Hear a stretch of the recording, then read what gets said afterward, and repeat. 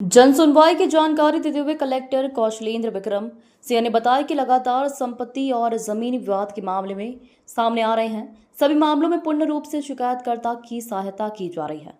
बारीकी से सभी मामलों को संज्ञान में लिया जा रहा है। साथ ही देर रात तक चल रहे अब एक क्लब एवं रेस्टोरेंट पर भी लगातार कार्रवाई की जा रही है। स्कूलों द्वारा दिए गए निर्देशों का भी पालन किया जाए, इसलिए स्कूल संबंधित सभी शिकायतों को ध्यानपूर्वक संज्ञान में लिया जा रहा है और सहायता के लिए एक टोल फ्री नंबर भी शुरू किया गया है।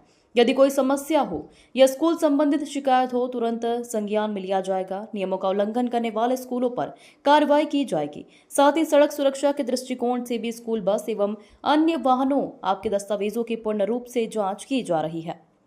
में लगभग 120 के पास आवेदन आए हैं। कुछ लोगों के ट्रांसफर सर्टिफिकेट स्कूल जारी नहीं कर रहे थे, उसके संबंध में निर्देश दिया गया है। इसके अलावा कुछ आवेदन अवैध अतिक्रमण से संबंधित है, कुछ रास्ता विवाद से संबंधित है, उनमें भी हम लोगों ने निर्देश दिया है। दिव्यांग जिनको ट्राईसाइकिल चाहिए थी वो हमने तत्काल अभी के अभी प्रदान करने के व्यवस्था कर दी है।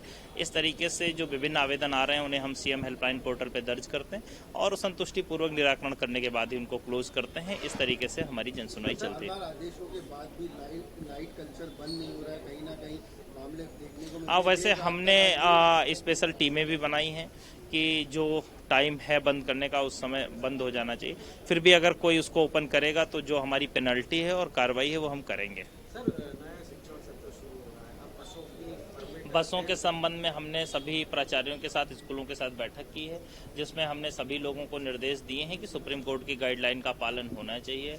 बसों में फिटनेस, स्कूल खुलने से पहले फिटनेस और उनका जो मेंटेनेंस है वो सभी का प्रॉपर चेकिंग करके और आरटीओ से उसका वेरिफिकेशन होना है। इसके अलावा जो सिक्योरिटी फीचर्स हैं कि उसके अंदर सीसीटीवी बसों के अंदर लगी होनी चाहिए।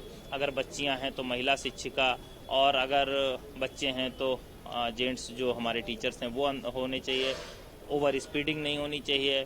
जो ड्राइवर्स हैं उनकी सतत ट्रेनिंग होनी चाहिए, लगातार उनकी मॉनिटरिंग होनी चाहिए, उनका साइकोलॉजिकल एनालिसिस होते रहना चाहिए। ब्रीथ एनालाइजर से रेगुलर बस सुबह शुरू करने से पहले उसका टेस्ट होना चाहिए। वो सारे जो निर्देश हैं वो हम लोगों ने जारी किए हैं और सभी स्कूलों ने आश्वस्त किया है कि हम उसका पालन करेंगे। जो नहीं पालन करेगा उस पर सख्त कार्रवाई करी जाएगी। हाँ, वो सभी स्कूलों ने बनाए हुए हैं। जिन्होंने नहीं बनाए हैं उनको बनाने के निर्देश दिए गए हैं। बार-बार कहने के बाद, आदेश आने के बाद भी स्कूल प्रशासन अपनी मनमानी कर रहा है।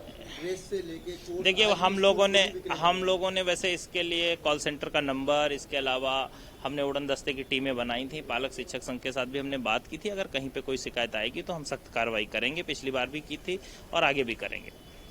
Thank you.